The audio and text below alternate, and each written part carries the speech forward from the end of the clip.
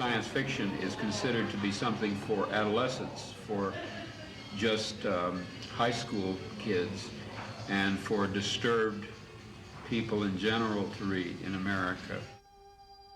Philip K. Dick was the greatest vernacular surrealist of American literature in the 20th century. His satirical brilliance and his emotional acuity, the commitment he made to his bizarre concepts, distinguishes him as one of the greatest writers in our literature. Phil Dick is a one-off. You can't quite figure him out. And I believe that this is the case with many a good writer. You can't actually figure them out. They can't figure themselves out. I think he was not particularly aware of the expansion in scope that he was bringing to science fiction in particular and literature at large. This isn't a guy who is just writing pop entertainments. This was a man who had serious themes and was trying in a serious way to work these out in his life, and they came out in his fiction. Part of his world in growing up was with people whom he felt, did not necessarily understand him or empathize with his particular challenges. He had such severe agoraphobia and anxiety that he really couldn't function in a classroom. So he taught himself. I grew up in Berkeley.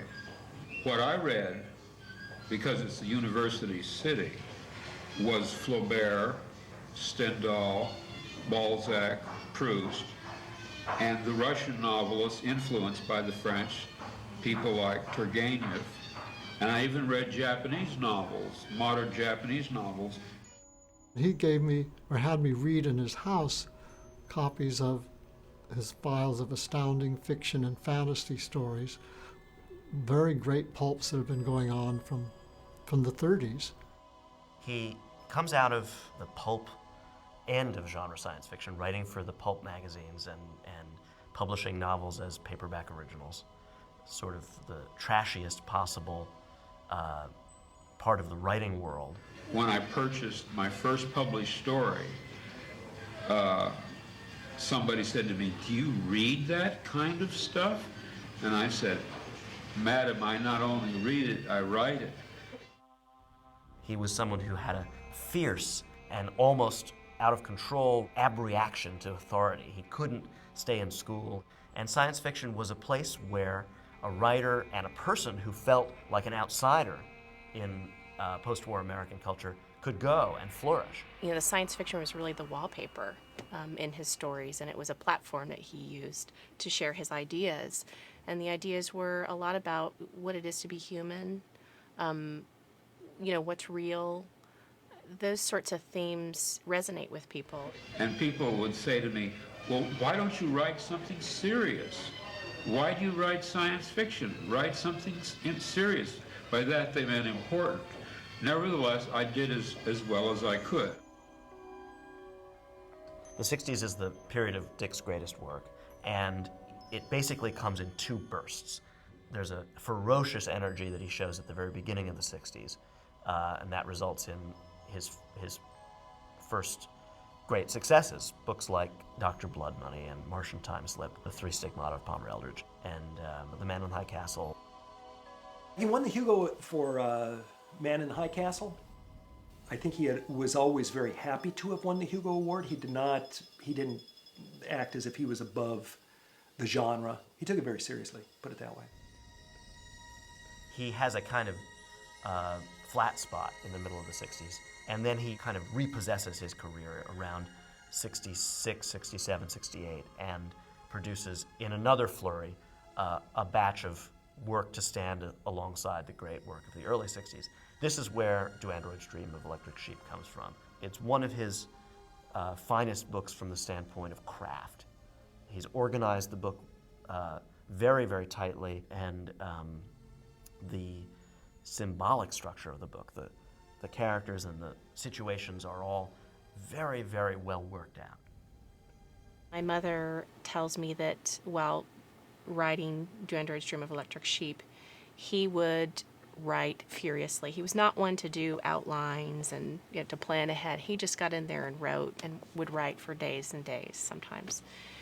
And she remembers one experience in particular where he had been writing all night and he came to bed and he was speaking as though he was one of the characters.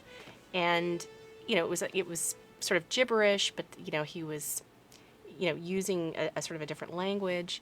And the next morning, she asked him about it and he had absolutely no memory of it. So he absolutely immersed himself in the world. His writing process was so foreign to mine. He would get to a point where all this stuff in his mind would reach critical mass and then could simply sit down and write it out. Just was astonishing to me. I wrote the most profound, the most imaginative novel I could, and just floated it out into the world and hoped that eventually it would receive an audience. I won't say his books resembled reality, but they were edge-on to reality. And somehow this was appreciated over here in a way that it wasn't. It wasn't in the States. In the States, they still wanted big military-type heroes. And Dick, he wasn't into that. I had written what I considered to be serious novels, but they never received any great popularity in America.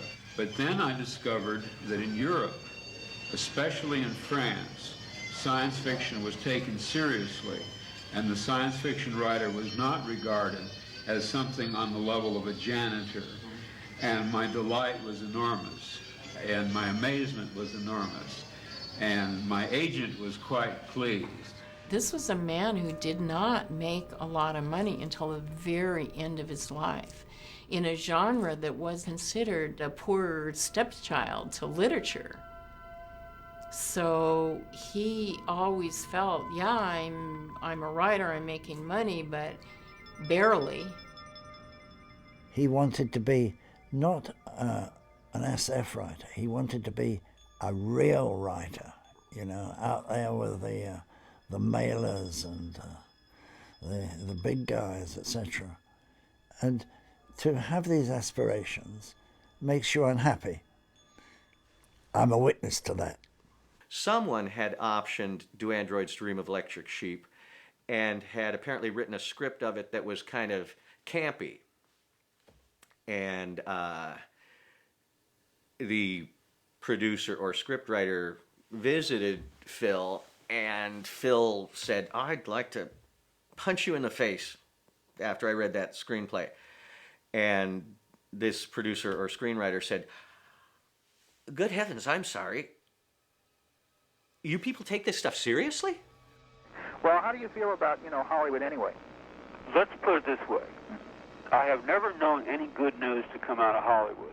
If I received a letter from Hollywood and I could see a check in it, I might have a friend of mine open it up and take the check out and hand me the check.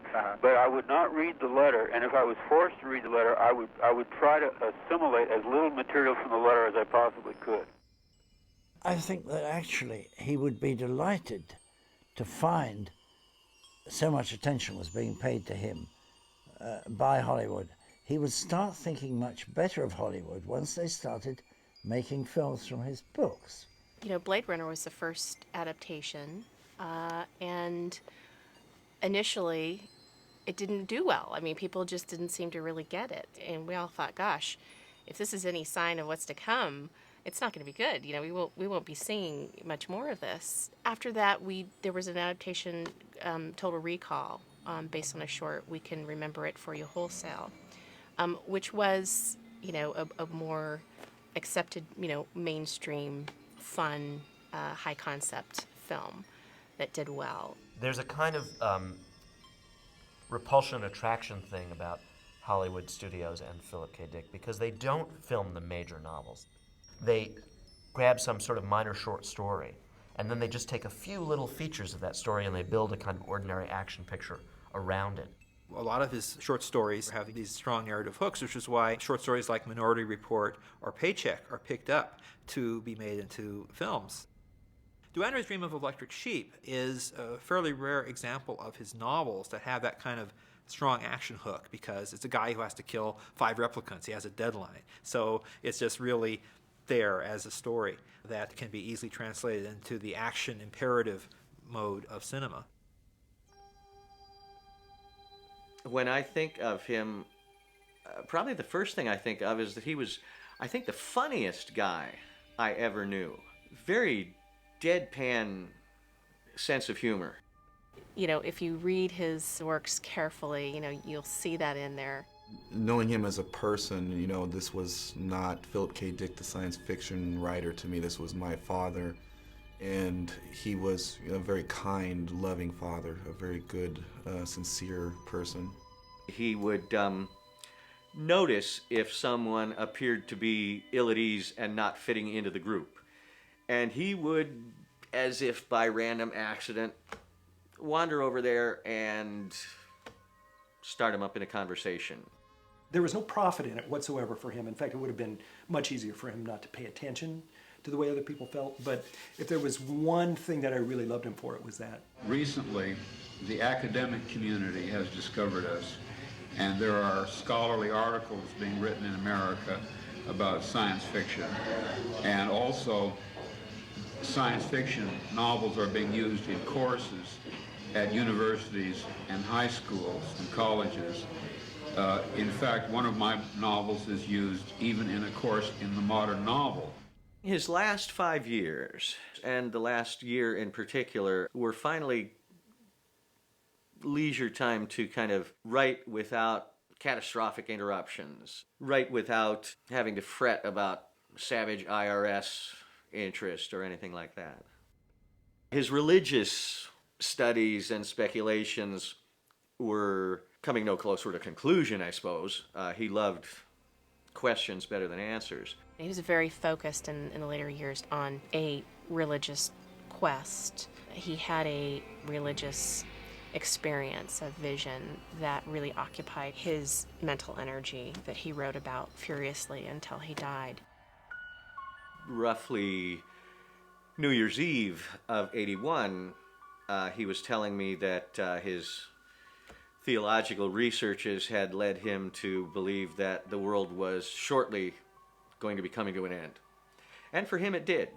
For him it came to an end within just a couple of months.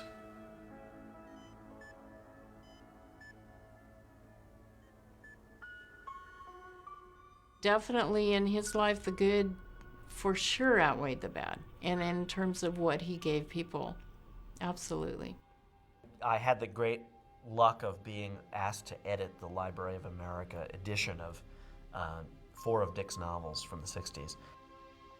It's his official elevation into the American canon. It puts him with Hemingway and Fitzgerald and Melville and Poe and other writers who have this sort of immutable importance in the history of our literature. He represents one of the boundary-smashing geniuses, along with a handful of others, who make it impossible anymore to talk about science fiction as a separate operation. It's now part of the mainstream of literary activity when it's done at the highest level, as he did it.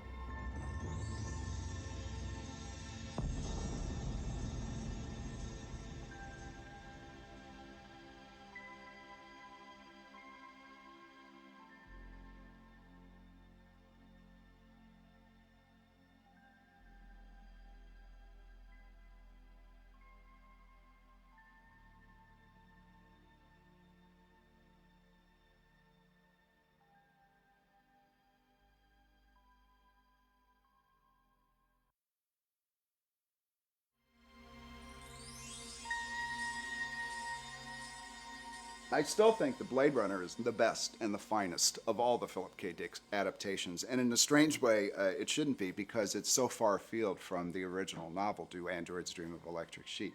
But in a way, they kind of complement each other, because if you take them as 2 different bookends, you almost get an overarching view of Phil's total artistic vision. Do Androids Dream of Electric Sheep and Blade Runner are 2 completely fulfilled works of art that have this very strong DNA in common, but they are also very distinct from one another. Films are different from books. Any novelist can write. You could see by the expression on his face that he thought such and such and such. No actor can do that. And also the value of the thought voice. You could see he was thinking that, that stuff. You can't do that, and it's a different medium.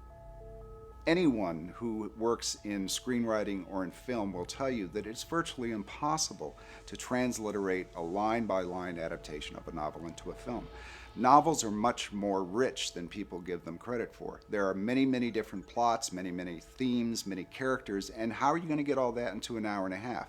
So that's when you start taking things out, still trying to keep the overall shape of that book. And that's, of course, what Hampton, Fancher, and David Peoples did, along with Ridley Scott, to come up with the world of Blade Runner. The first draft I wrote, I had a script that was quite a bit like the book. I mean, it used the book, and then it transformed itself and evolved quite a bit. The title changes were everything was serious to me. I was so avid about it. I loved Do Androids Dream of Electric Sheep? You can't get better than that, come on. And Michael Deedy saying, please, that was not going to fly.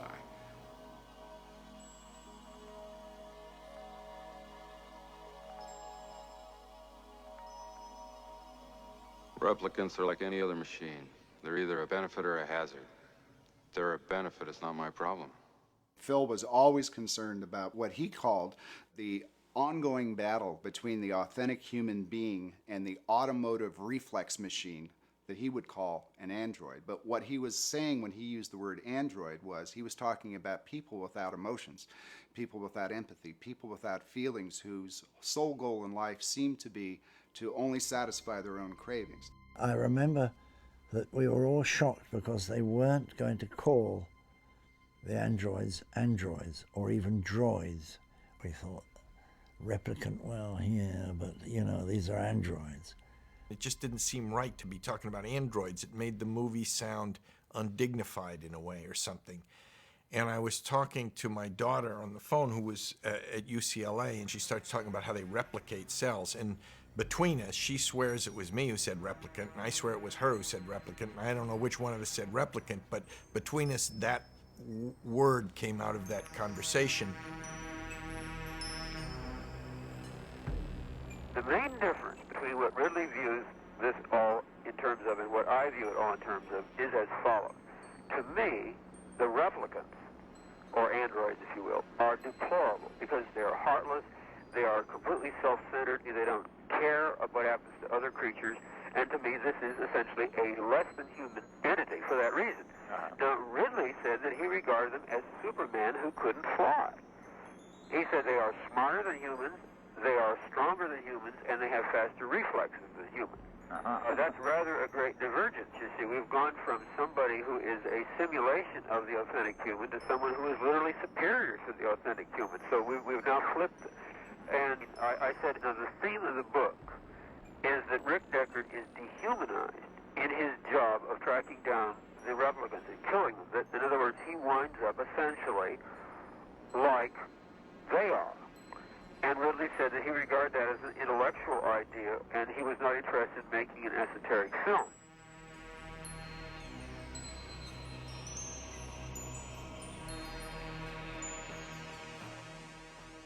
First of all, Deckard changed right away. I knew the guy was a bureaucrat kind of in the book, which I liked.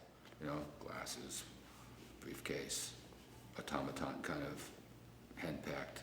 I liked all that. But I think in the first draft I changed, or by the second draft, I started to get noir-y with it.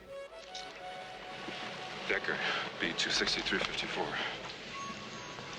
Particularly when you have read both the novel and seen the film, Blade Runner, and read Do Androids Dream of Electric Sheep, there's always been a controversial angle to Blade Runner's main character, Rick Deckard.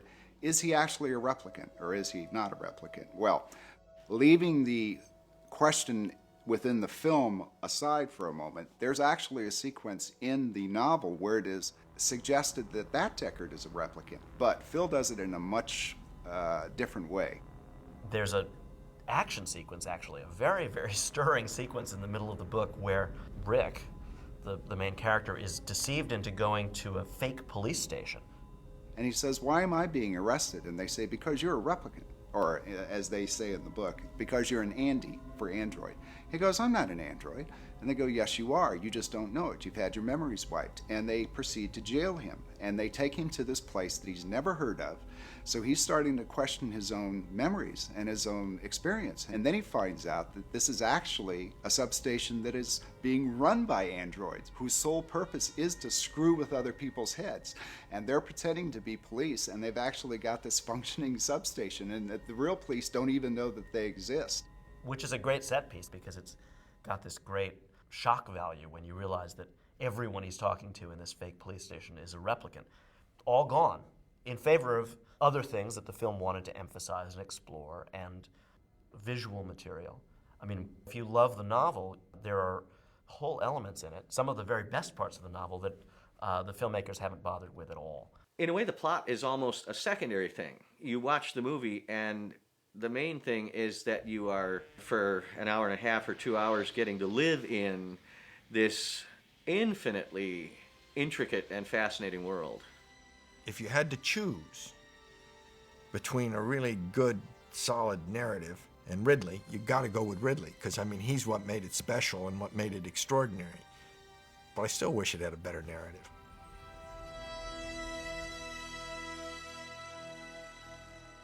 The element of the book that I remember most vividly that did not make it into the film was mercerism, which is this empathic religion. And in order to feel, people will take a hold of what's sort of what they call the empathy box, and they grab a hold of it, and they turn to a certain channel in which a man is endlessly walking up a gray, ashy hill, having rocks pelted at them, and you will feel the blows of the rock as they hit this martyr. He's someone who is a religious figure that seems to exist in a parallel virtual universe, that was always giving homilies to people and always talking about being good to each other. And that is a really fascinating concept that is absent from the film entirely. So the emotional concerns of book and film are quite different. There's a device which appears on the very first page of the novel, a great science fiction invention called the mood organ. But the movie dispenses completely with the mood organ. It's not in there. In the novel, people are so miserable in this depopulated future world that they plug themselves into sort of a happiness machine where they can dial up certain emotions to feel. And Deckard's wife is an addict, or definitely lives her life through this artificial emotional stimulant. It happens to be a wonderful prediction of self-medicating psychological drugs. It was Phil's little dispatches out to the world saying, look what's wrong with the real world around us. Wake up, take your own emotional temperature, monitor your emotions and your empathy, because we're all turning into androids. Also, a key difference, Durandroid's Electric Sheep takes place in San Francisco in 1992. And there has not only been an ecological catastrophe, but there's been a Third World War, and it's called World War Terminus. And the San Francisco of Electric Sheep is almost deserted. So the emphasis that you get from it is not on the visual look of the future, it's on what it's like to live in this ashy world, this discarded world, this world of rubble or kipple or debris. Everything is crumbling. The infrastructure is just about at its last gasp. And in fact, in an entire mega skyscraper, there might be 2 or 3 people living it in very diminished circumstances. So in a sense, it's a much bleaker vision of America's future than Blade Runner. And Blade Runner's pretty bleak. The film does take this really nice bit from the novel where the ashy clouds are rendering people incapable of delivering healthy offspring. So people are encouraged to have, if they have any hope to have children at all, to emigrate to another planet. A new life awaits you in the off-world colony. Ultimately, the Scott film is just so densely populated with smoke and fog and rain and steam and hordes of people filling the streets that it's a very different universe.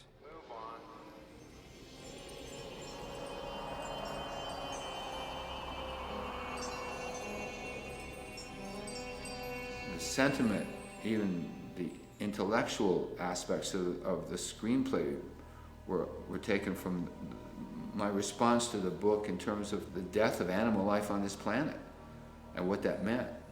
And yet those things weren't in the script finally by the ultimate drafts, and somehow it stayed in the weave of the thing.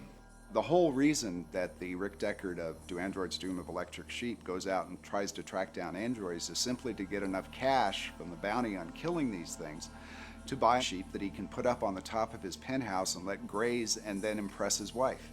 Because getting these animals is very expensive and is a status symbol. So you can see right away there's a real departure from the novel, from the film. Instead of jewelry, you might have a pet electronic snake that will do your voice command, sit on your shoulder and do whatever it wants. Or you have a pet fox, so it's kind of weird, but I thought, you know, why not?